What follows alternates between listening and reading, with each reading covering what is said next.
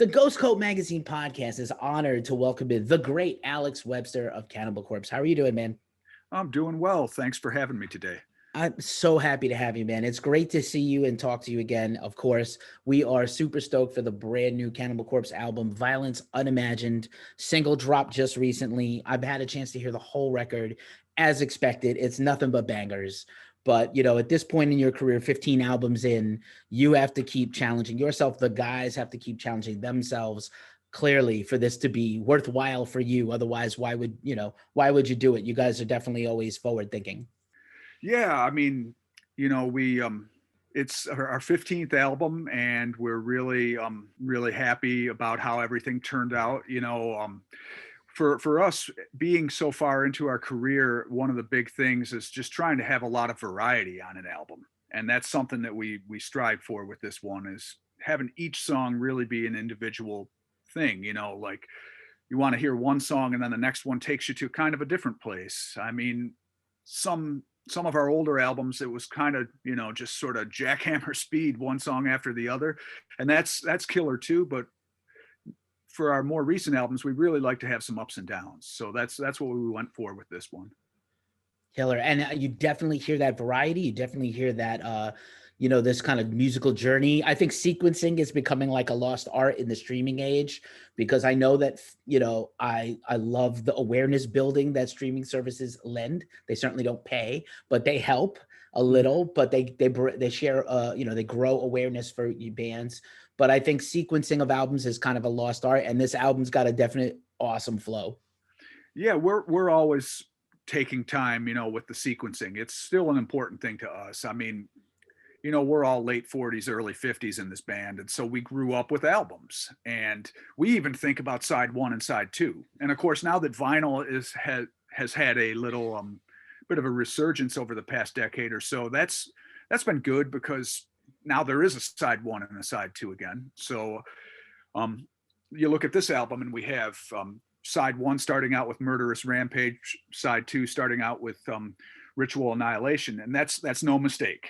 Those are two really fast songs. And it's kind of cool, because even if you're not listening to an album and flipping it over, still Ritual brings in, it brings the super high speed back right in the middle of the record. So it's one of those kind of peaks and valleys, like what I was talking about, the ups and downs that we like to have on an album. And yeah, we think about it a lot. We want you to be able to sit down and listen to that album and to be interested in it and have it be like this engaging experience for the entire thing. The goal is to draw people in and make them want to listen to the whole thing from start to finish. So killer. And it's funny, I really appreciate the fact that you talked about the vinyl, because it's still I love vinyl, but it still kind of blows my mind that vinyl has made such a resurgence. And as a band, you started 32, 33 years ago, where it was only vinyl and CDs. I think Cannibal was one of the first death metal band to have CDs out. And, props as always to Metal Blade for just always being on the ahead of the curve. But yeah, it's just mind blowing. Some bands, cassettes are coming back a little. I see 8 tracks. Like what? Yeah. That I personally don't have as much love for cassettes or 8 tracks as some people might. I mean, they're cool formats, but I've just had enough of my cassettes get eaten by a crappy car stereo over the years, that I don't miss that. Like, when the tape ends up looking like an accordion because it got all tangled up and you have to spin it back with a pencil to get your cassette back. So it's not my favorite format, but there is a nostalgia to it. And of course I have a ton of cassettes. I have a big collection that I keep. But yeah, vinyl to me, that's the collectible one. If anything were to come back and for it to really make sense, it's that one, because the artwork, you get the big artwork, you get the vinyl, which a lot of people just love listening to vinyl through a good turntable, through a good stereo. And the way I look at it is, even if you're just buying it to collect it, that's the one to get, because the artwork and the packaging is the best out of all of the formats, because it's the largest. And I've kind of compared it to baseball cards and sports cards. Like when I was a kid, I would get baseball cards and stuff, and that's where I'd learn my stats. I'd be like, oh, look, so they'd have all the stats on the back of the card. Well, people still collect all that stuff, but they don't do it because they need it for the stats. You can get the stats on the internet. same thing. People are going to collect vinyl. They don't necessarily need the vinyl. It's not their only source of having that album. They probably have Spotify or something like that too. But as a collector's piece, the vinyl is the best format, I think. CDs are great too, but vinyl, I think that's the best of the bunch. Awesome. And especially when you're translating the genius work once again of Vince Locke Yeah. onto a Cannibal album, an incredible, I can't even describe it. It tickled me when I saw it and it came through in the promo. And I was like, oh, like evil mastermind laugh, escape, maniacal laugh, maniacal laugh. It was so awesome, man. It just, he's always, what can you say that hasn't been said? The guy's incredible. Yeah, we consider ourselves so lucky to have been able to work with Vince all these years. His style of art, there's a lot of great gory horror artists out there, but something about Vince's style is just so perfect for our band. And he really he's just he's become over the decades such a huge part of the visual presentation of Cannibal Corpse. I mean, it's same thing like like Iron Maiden with Derek Riggs and so on. It's a very similar kind of thing, I guess. And yeah, Vince comes up with a lot of this stuff on his own. Like people have been asking me, oh, how much direction did you give him? Not that much. As far as I know, all Paul did was tell him, hey, here's the title of the album, Violence Unimagined. And he just came back to us with some sketches, and we had him go with our favorite of the sketches, which was the cover, the uncensored cover for Violence Unimagined, which is pretty graphic and probably better that just people look it up rather than me talk about it too much. And we knew that one was going to have some censorship issues, so we also had him do a really cool censored version. So whichever version you wind up with, they're both really cool looking, but yeah, Vince is the man. We're so happy to have been able to have him be our artist all this time. Right on, man. Of course, I want to talk more about the music, and I'm with you on that. Just, calling back to a little bit at the top of the conversation. Not only do I love the variety on the album, and there always are, but what I love, I think this album has more than the last one, a lot of grooves, like groovy parts, and just very cool. It definitely still slams. Everybody calm down. Don't get carried away. It's still brutal. It's still technical. It's progressive. It's all those genre tags, but I love the grooves, and it really reminded me a lot of Evisceration Plague in Spaces, because there's like what you guys do, I think at this point in your career, is your songwriting, songcraft evolves, you evolve, your playing evolves, things, your collaborative sort of mana, your energy together evolves. And I love a band that's conscious of leaving space for a solo, leave space for a cool harmony motif, leave space for a little bass solo, leave space for George. So like that's what's great about this band. To me, as a fan for all this time, I love hearing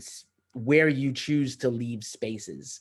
I know that's really weird, but that's me as a listener and a critic a little bit. No, that's cool, and I really appreciate that, that compliment, because it's something. Leaving space is as important as, what you play is as important as what you don't play, or actually the other way around. I guess I should have said that, but yeah, it's important, that's important in bass playing by itself, leaving some space, leaving a few notes out, things like that. And it's important in the structure of songs. Like I said, some of our earlier albums, they were really, just kind of in one mode, which is essentially like just jackhammer speed for the whole thing. That's killer. But the variety kind of thing and the songcraft, like you're saying, that's where we felt like we could really shine. There's a healthy competition in death metal that I think has really pushed the genre forward to be more technical, more extreme, more faster. Those things are good, but we kind of figured out a long time ago that wasn't, those competitions weren't an area that we were going to win. Really, there are faster bands. There's bands that are more extreme, bands that are more technical. That's fine. The area where we thought we would probably excel the most would be in the songwriting, like writing the heaviest, catchiest songs. So that's what we've been working on over the years. And of course, there's a lot of technicality and speed mixed into it, but that's a means to an end, not the main goal. Right on. And what I also like about the band is you've never been shy about also just expressing yourselves, not worrying about like, is this going to upset the fans? First of all, there's never been like a radical detour on any album, but able to just do what you want to do and not have to, tiptoe around, fan bases get crazy. Mm. Slayer went through this with Seasons and South of Heaven, where they not radically different, but slightly different than the stuff people love the most. And bands get kind of trapped. And I think veteran bands, here's another observation that I have had that you guys, I think, have overcome this thing that other bands haven't, is I'm sure there's, first of all, there's no fat on these tracks. You could put out a 20-minute track if you wanted to, and I think people would dig it if you wanted to do an epic instrumental, but I think there's no fat here. And I think a lot of veteran bands lose the ability to self-edit, like this is enough, or this isn't enough, or not this riff, or not this track. So is that something that, I know you guys have a cadre of writers, everybody writes in this band, including Erik, who we're going to talk about in a second, came in with songs, but like, how do you guys work that process? Because it's definitely evident when you hear the finished album that like there's nothing nothing extraneous on here. Yeah, we think about songs and at least for me, I shouldn't speak for the other guys because we all, we write separately. Like Erik will write on his own, Rob will write on his own or with Paul, and then I'll write on my own. And I think back to the songs that I loved. And to me, I mean, one of my all-time favorite albums is Rain and Blood by Slayer. And you want to talk about an album that has nothing that it doesn't need. It's just the best album. I mean, I love Rain and Blood by Slayer.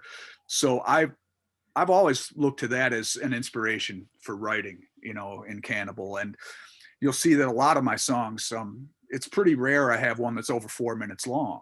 I want to get, yeah, just that whole all killer, no filler kind of thing. I really want the song to be something memorable and that hits you hard and it doesn't last too long. I don't know. It's something about really long songs. That's never something I've wanted to do.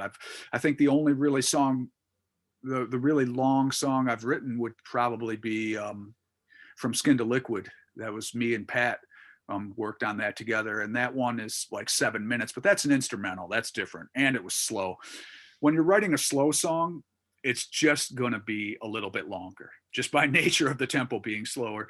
Whereas a song like Over Torture that Erik wrote, that's so fast that, I mean, you wouldn't want to do a 7 minute long song that's that fast. At least I wouldn't. Some bands do it, but that's a lot of work to play that fast for 7 minutes. So, but yeah, it just, the way we like to structure songs, usually the faster it is, it's going to be a little shorter. And if it is a slower song, that's where we might hit that, 4 to 5 minute range. Nice. And I'm so glad you mentioned Erik. What a contribution. He's in general always been like, of late, he's been kind of the secret member, the 12th man of the band of Cannibal Corpse, and now he's a full member. He produced the album. He came in with 3 complete songs. He's writing lyrics, and like this is no surprise. He's written complete full songs for the band before, produced the band multiple times. I think more than any other producer actually. And I always consider you guys the co-producer of anything anyway at this point. But what a stroke of luck and a stroke of good fortune to have Erik now join the band. Yeah, I mean, when you look at the things that he does, as a musician and as an engineer, I mean, it's a lot of work that he's doing. Any one of the jobs he does is challenging. Being a rhythm guitar player in our band is challenging. Being the lead guitar player is challenging.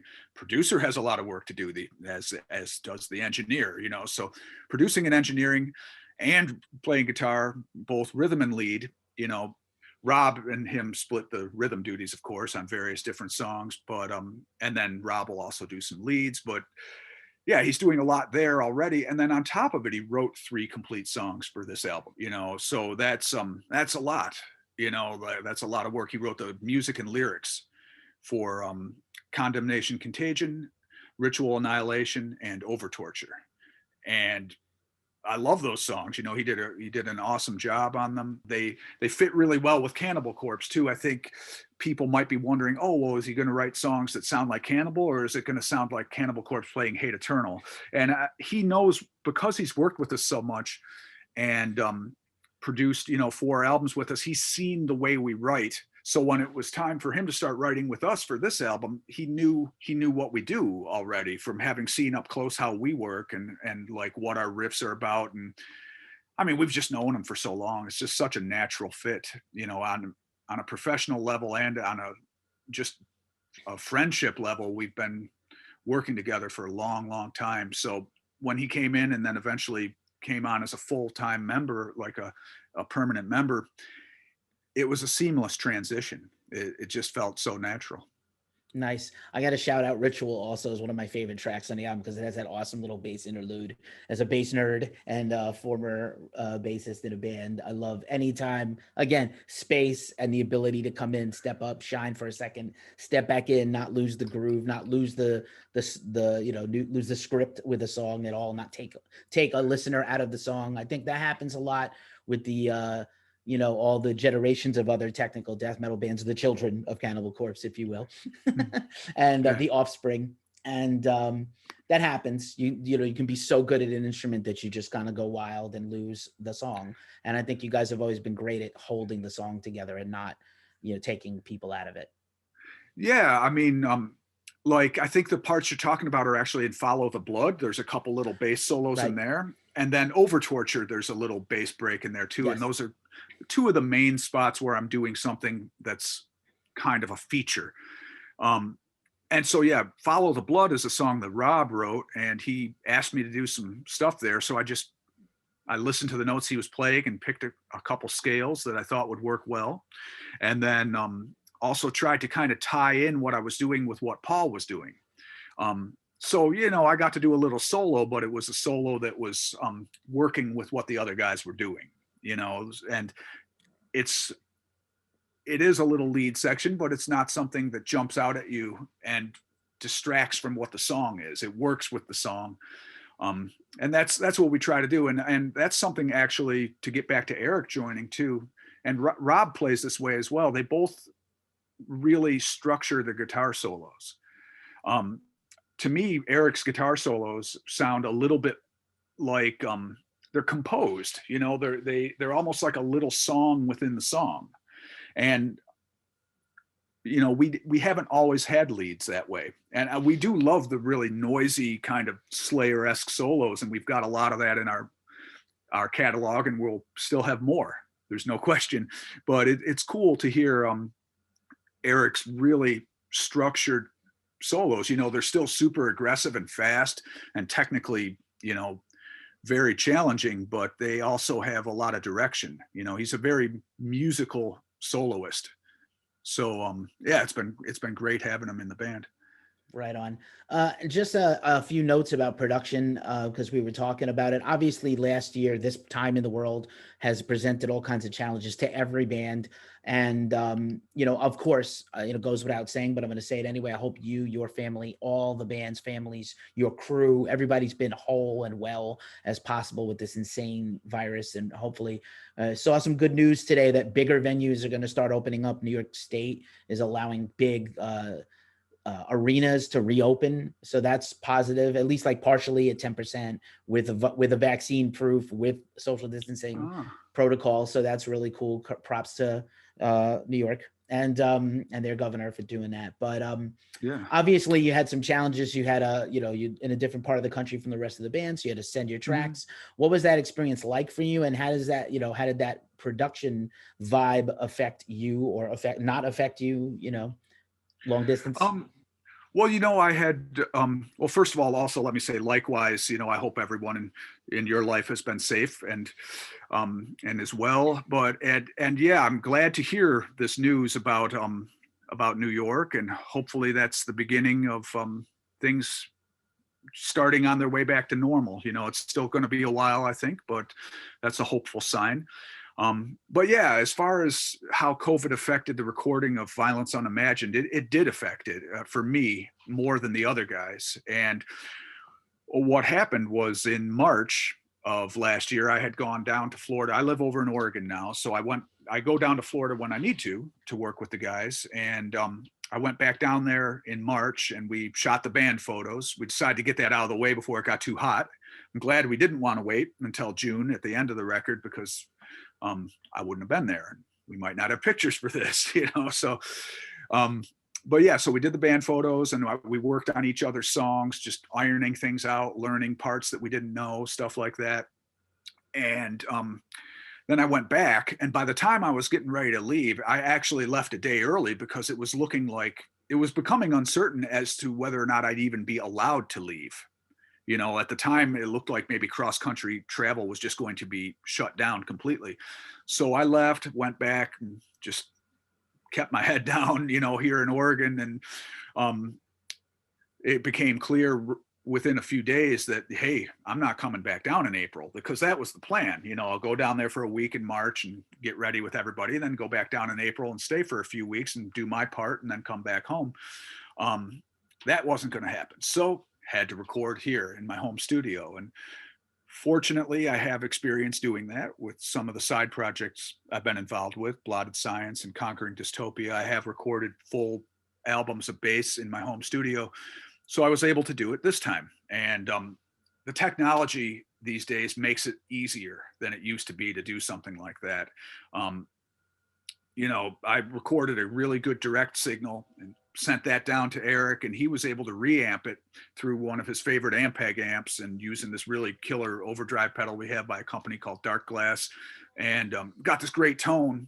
It's the same tone I would have used if I had been in Florida playing, but instead I was up here playing.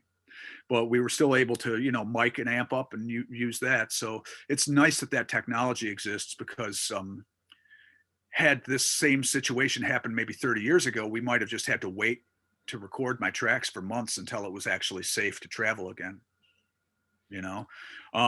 As far as that goes too, that's a different way for us to record, because Cannibal Corpse, we're pretty old school. We're used to everybody recording in the same studio. But really, if people don't know this, they should know, I guess. There's a lot of bands where everybody lives in different cities and they record remotely. Like the technology exists to have a really good studio in your home without having to spend a ton of money. So it wasn't always that way. It used to be you had to be like a real whiz with that kind of stuff, and even then it might not be that good. Nowadays it's not so hard. But anyway, it's not ideal. I would have liked to have been down there for the whole recording, but in the end it didn't affect the quality, and that's the important thing.